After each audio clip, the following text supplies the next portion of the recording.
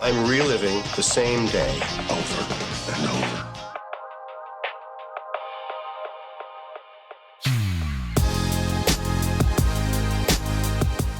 Hello and welcome to your Daily Detroit for Thursday, November 19th, 2020.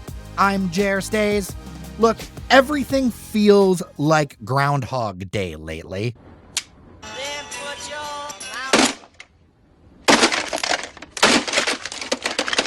So we thought we'd change things up a bit. We're going to bring you up to speed on today's stories with some friends. Virtually to my left, Shianne Nocerini, editor and producer. Good to hear from you. Hello, everybody. And to my right, Fletcher Sharpe. Lots of Pistons draft news and some sports extracurriculars happened. It's good to have you, Fletch. Yeah, thanks for having me. All right, let's get started with the latest statewide coronavirus numbers.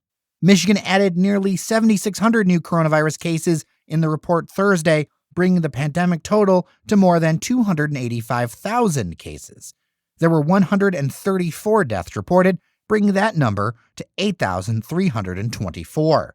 Some stunning numbers as always. The CDC is recommending, in light of this, and this is happening across the nation, we crossed 250,000 fatalities due to COVID-19 yesterday. The CDC is very concerned about people getting together for the holidays. They're really saying that you should not do it. They have concerns around travel, and they have concerns about people getting together outside of their household bubble. The agency said that Thanksgiving celebrations should only include current household members when possible. I mean, for me, it's going to be me and the dogs this year. Yeah, I agree, Jer. It is just going to be our small family staying home. We are going to make some extra meals to drop off to some of our elderly family members. But besides that, we are staying clear of our gigantic family. Now, I know there's been a lot of talk around airlines and all of the cleaning protocols that they're doing, but with community spread so high, I think that kind of changes things. I think that's what people don't realize is that people are picking stuff up and they're not sure where they're getting it. Our tracing capacity is completely overwhelmed. One of my friends just told me this morning that both their father and sister-in-law have come down with the virus and they don't know where they got it. It's kind of just out there. In my previous life, I was an airline customer service agent. So I spent a lot of time around airplanes and passengers and the airport. And I can just say that thinking about traveling now on an airplane, I'm just a no. I know they're offering some really great deals, $19 on Spirit, even though it's Spirit.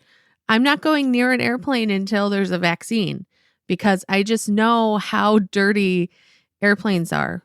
And that's the thing is like, if I've got to do something for work, I think that's one thing, but doing it just for pleasure, I think some people are definitely having second thoughts. Yep. Moving on, I was made a liar this morning from the story yesterday because I said that we would need to wait until the State Board of Canvassers held and dealt with what happened in Wayne County a couple of days ago to be following this news. But of course, one of the constants of 2020 is that nothing is normal. And the Republican members of the Wayne County Certification Board are now attempting to backtrack their decision. They've gone ahead and filed paperwork with talking about the issues they're facing, literally naming the Grosse Pointe Antifa, which I don't think is a thing. I don't think it's a thing either, Jer. And there's also a lot of drama around Monica Palmer, who is one of those people. She is the chair of the certification board. Palmer is the founder of Taxpayers for Grosse Pointe Schools. That is a nonprofit group, PAC basically, that advertised what appeared to be support of certain school board member candidates in Grosse Pointe during a very contentious situation around closing a Grosse Pointe school. And she's right now facing an ethics complaint that she is basically being a canvasser and certifying an election in which she has a stake in the politics of it. I do have one thing to add. It was not closing a Grosse Pointe school with her. It was closing a Harperwood school and having the Harperwood kids come to Grosse Pointe. But it was in the Grosse Pointe district, right? Yeah, Harperwood schools are like in the Grosse Pointe area. Like my girlfriend lived in Harperwood, but she went to Grosse Pointe North because it's in the district. Yeah, it's closing down Harperwood school and those kids going to Grosse Pointe schools. They don't want that. They want Harperwood schools to open to keep those kids away from their Grosse Pointe kids. Oh, wow. So wasn't there some kind of thing in an NAACP meeting or something like that? Lauren Nowicki, who is a part of this pact, along with Lisa Papas, who actually ended up winning her candidacy on the school board, spoke to the NAACP on a live stream, given that it's COVID and they can't be in front of people. And honestly, given their answers, I think it's probably for the best that they were not in front of actual people. Lauren Nowicki in particular spoke about how she wants to open back up the Harper Woods schools that are closed down to, quote, keep those kids at their school and not inside of our school, end quote, which seems pretty damning if you ask me. Yeah, I mean, there's just so many questions around this, and it's something that outrage was just had from people, as I previously reported, around the certification. And then this is doubling down where Michigan state legislators are going to Washington, D.C. The New York Times reports that at least State Senate Majority Leader Sharpe, as well as an unclear number of other GOP state lawmakers, are meeting at President Trump's request tomorrow. Apparently, President Trump contacted the Republican Majority Leader in the Michigan State Senate to issue the invitation, according to an unknown person briefed with an invitation. We also know that President Trump reached out to these two Wayne County canvassers about their work as well. This is unprecedented to have this, but unprecedented is kind of the entire last 4 years of this presidential term. I am, for one, and this is not conservative or liberal, the whole mucking with the wheels of democracy is just insane to me. It's unsettling, and it makes me feel very nervous about how much manhandling is actually going on with this election and the outcome. Even to like a less political point is I was always taught, like, when you win, to win with grace, and when you lose, to lose with like more grace, to be understanding of the fact that you might not have won, you might not have tried your best. Maybe you did try your best, it didn't work out. That's true. Some disturbing news came out as well, additionally, with Governor Whitmer, what basically I'm calling the Whitmer nightmare, because there was that 14-man kidnapping plot with the governor, that whole idea to whisk her away and execute her. Well, new filings show that this had a plan B and C. Apparently, plan B was the militiamen were going to take over the Michigan Capitol building with 200 combatants who would stage a week-long series of televised executions of public officials. And then there was a plan C, burning down the state house, leaving no survivors. I can't even. There aren't good people on both sides, is what you're telling me. No. All right, let's get to more Detroitian local things. Let's head down to Corktown. I mean, we head down to Corktown yesterday. Let's go back to Corktown today. It's Groundhog Day. It is Groundhog Day. Every day I'm doing the same thing over and over again. So it looks like PJ's Lager House has set up a GoFundMe page, and they've raised nearly $14,000 as of this recording. That's pretty good. I mean, PJ's is a long-standing place. It's got a lot of memories for folks. I know there was some kind of thoughts on whether they had been sold or not. They have not been sold. It's still owned by the same guy. They've been there a really long time. It's one of those like venerable, old kind of rock and roll venues that has kept going and also has had surprisingly good food over the years. Yeah. PJ's has been around for a long time. In fact, actually, the person that I'm currently with, our first date was at PJ's Lager House. We went to go see her friend's band, Nina and the Buffalo Riders, on the other side, and came back and split some fries. And then 4 years later, we're here where we are right now. Aw. It's unfortunate to me that like this guy has been like struggling to kind of give PJs away, and like people are still like, nah. But at least now they've done something and they've raised some amount of money to keep them on their feet. I hope they can raise enough to keep this guy afloat, because even though PJs might not be like the hottest place in Corktown now, or even a personal favorite of mine, I do believe that some relics of the city still need to be there and still need to be maintained and used, just because it's a link back to the old city. Well, yeah, and there's not too many places that have bands like they do. I mean, like there's a bunch of bands over the years that have played there. It's kind of like a rite of passage. I know that they got a facade thing that they're working on. I hope that there can be a resurgence there and kind of like a freshening, not to get rid of the old stuff, but just to get people to realize that if we don't support the places that support local music, they're not going to be here for us. Hey, Jer. Yeah? Let's talk about pizza now. You know, every time we talk about pizza, listeners tune in. I know. That's why I'm saying let's talk about pizza now. Who might be opening a new spot in January? Do you want to tell people? One of the things I've been excited to see, being here in the North End, is that Sapino's is going to be a lot closer, a second location. And I thought maybe with the pandemic that wasn't going to happen. But there is good news that in January, they're going to start to be serving pizza, which I am just really excited about. Not that I don't mind going to Eastern Market, I don't. But the idea that I can just kind of skedaddle down Woodward a little bit, and pick up some good New York style, I'm very excited about. I'm excited about this too. And then in good news, I got to share this because everyone needs stuff that makes them smile. Although we've been talking about Groundhog Day, maybe we should call it Red Panda Day, because there is a new red panda named Scarlet at the Detroit Zoo, and you can visit her and her mother Ash at the Holtzman Wildlife Foundation Red Panda Forest they have there, which it is an outdoor thing. If you feel comfortable doing that, they do masks and stuff. I think that it's always good to see nature. It is good. We are members of the zoo, so we have been going occasionally, like maybe once a month with our masks outdoors to get our fresh air, look at some animals. I do really love that new Red Panda exhibit. If you guys haven't been there yet, it's really cool. They do have a rope bridge through the exhibit. It's closed right now due to COVID, but in normal times, you can go across the bridge and you're actually like up in the treetops with the red pandas. So that's really cool. And I'm really excited to see a new baby. I have not personally been, but a friend of mine went and showed pictures, and like red pandas are really adorable. Not as adorable as like actual pandas, but like, you know, they're up there. They're up there for me in terms of animal adorableness. So I don't think they're actual pandas, are they? Are they like it's no, they're not. But like they're still adorable. It's just they're not as adorable as like an actual panda that could, you know, crush you to death. Hot takes with Fletcher Sharpe. About red pandas. Shianne, up by your way, I know you currently stay in the Oak Park area. Just down the road from you, there is a really beautiful new paint job of a florist. Yes. Blooms on East 9 Mile has a new mural. I haven't been by it yet, but I can't wait to go and look now. Like maybe that's what I'll do after I'm done recording with you guys. But it's by artist Kevin Burdick. And you can see more of his work over at scrapsdesigns.com. And he's done murals across Michigan. That address is 522 East 9 Mile. Yeah, I bought a lot of flowers over the years at Blooms. They do a really great job. All right, I want to talk about the Pistons, Fletch, but today is an anniversary of sorts, one that maybe not everyone would remember, but diehard Pistons fans would.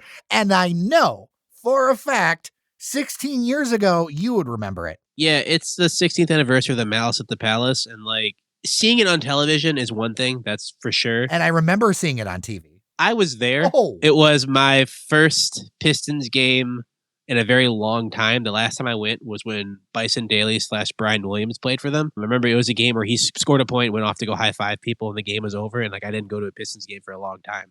So my father got tickets from a friend of his. We went down to the Palace of Auburn Hills at the time.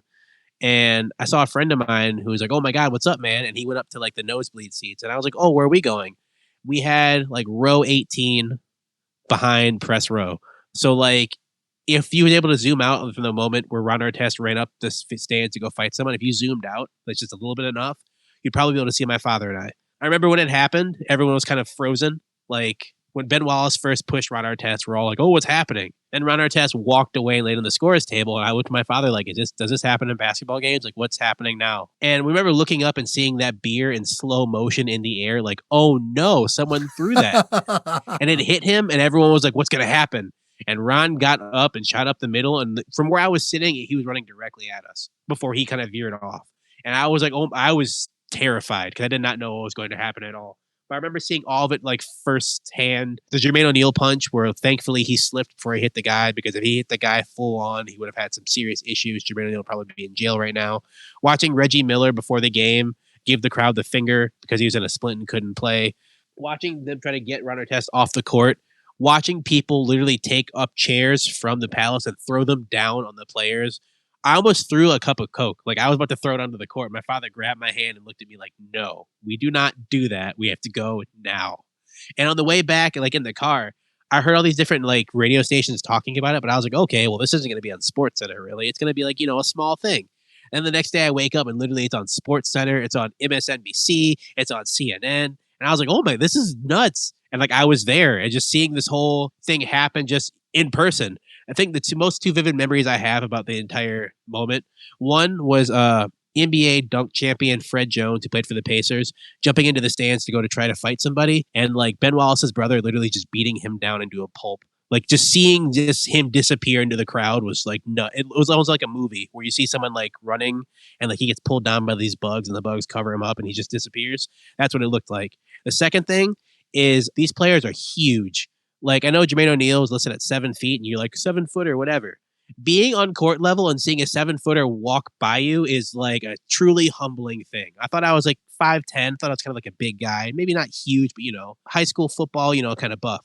No, man, even the small 6'1", 6'2" guys are like walking like steaks. So like, no, seeing those people actually fighting regular people on the court, it's jaw dropping. And the fact, thankfully, nothing of that's happened again.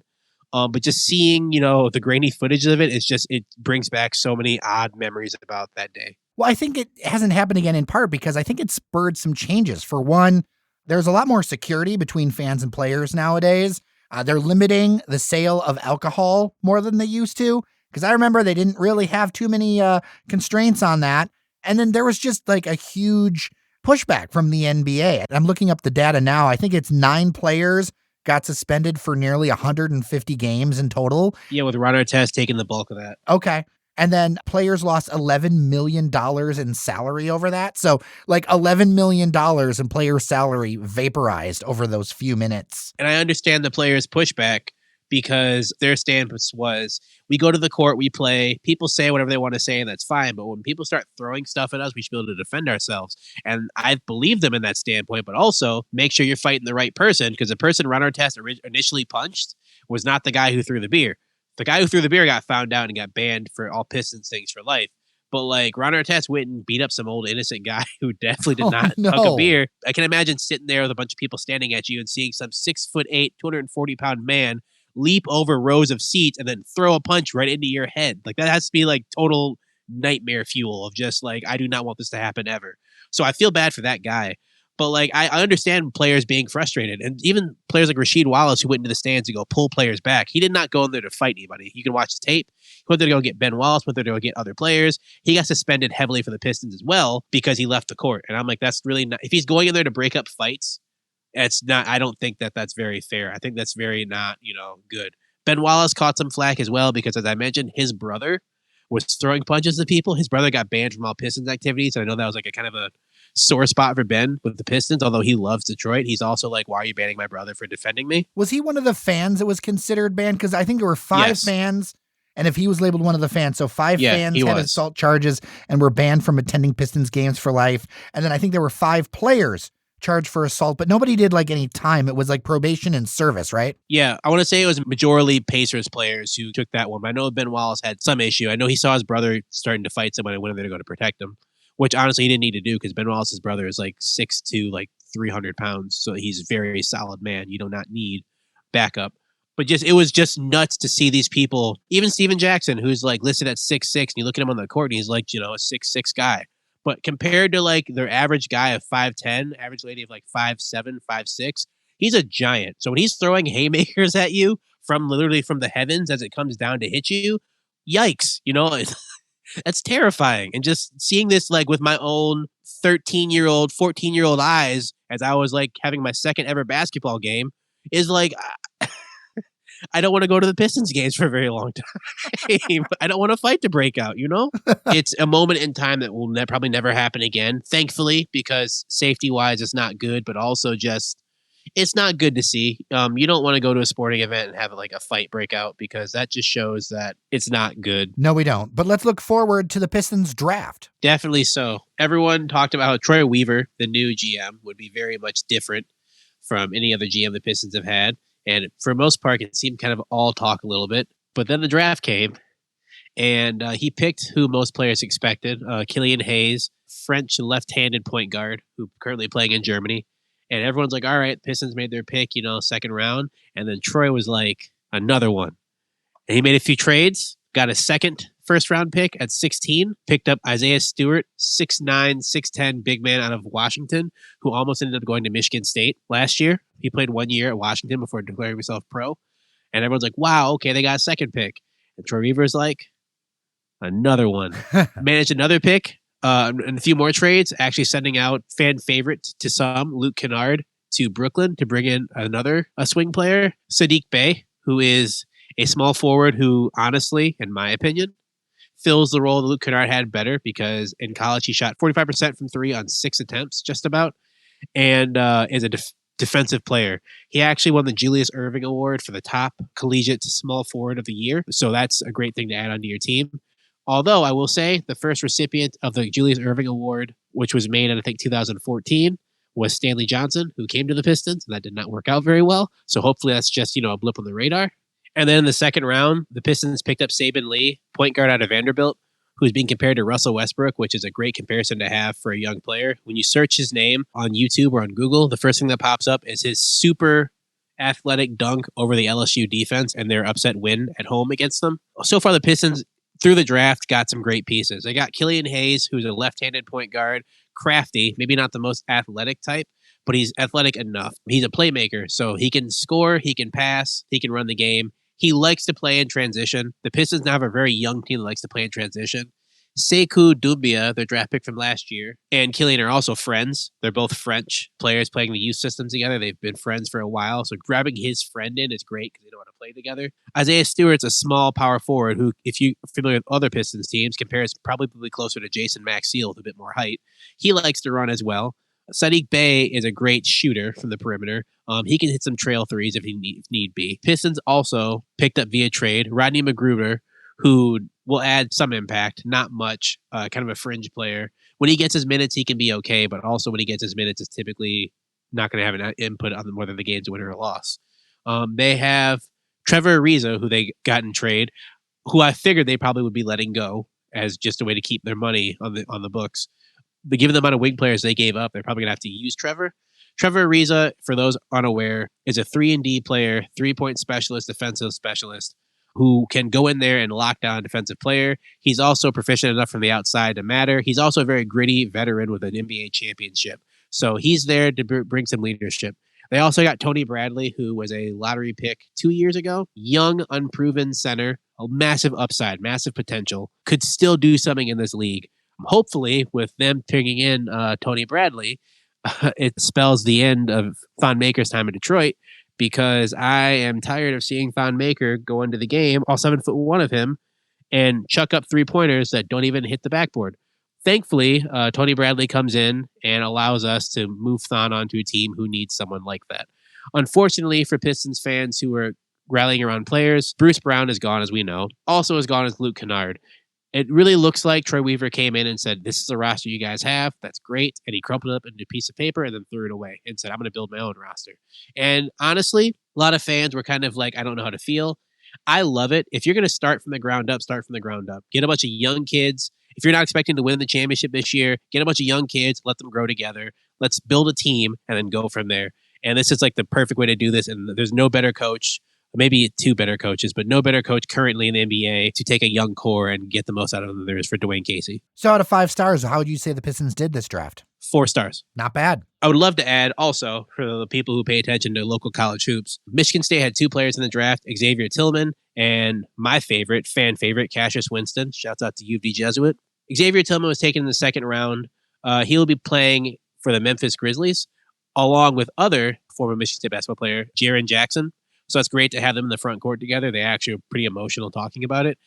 Cassius Winston, who some expected to go kind of higher, I did not because his lack of foot speed on the defensive side, was picked up in the second round as well by Oklahoma City Thunder, and he is being traded to the Washington Wizards, which I think is a great fit for him because the Wizards are having some point guard issues right now, which would allow him to get on the court and play immediately. Same with Xavier Tillman. Their front court is decently set, but their team's pretty young and they kind of rotate pieces. So he'll get a chance to go in there and actually play. So I'm happy for both those players, especially Cassius Winston, because U of D Jesuit has not had a player in the NBA, if not for a very long time. Our last famous sports alumni was Ron Rice, and that was a very, very long time ago. Yeah, I mean, this is all really good news on the basketball front. I'm excited to see this because I want to see sports do well in this town. I mean, this is such a sports town. I remember the years where teams are doing well and how much it improves the mood of everybody in this place when it happens. So I am all aboard, and I am glad to hear that you think it's 4 out of 5 stars. Definitely. To echo what you said, have your team be competitive and win. You want to watch your team grow up and play. Well, Shianne Nocerini, Fletcher Sharpe, thanks for joining me on a more conversational edition of the podcast. Figured we'd change things up a bit. I appreciate you. Absolutely. Thanks for having me today. Yeah, thanks for having me as always. Well, and of course, you can find Shianne online at I am at Shianne Nocerini on Twitter. And Fletch? You should not follow me on Twitter, but if you happen to, it's at Saint FDW, Saint spelled out FD and W. Well, you've been warned, which means, of course, you should, of course, follow Fletcher Sharpe.